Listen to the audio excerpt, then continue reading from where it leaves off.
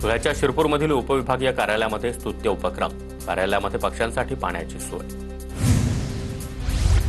धुळ्यामध्ये प्रथमच खानदेशकॉन परिषदेचं आयोजन, परिषदेला 150 पेक्षा अधिक बालरोग तज्ज्ञांची उपस्थिती.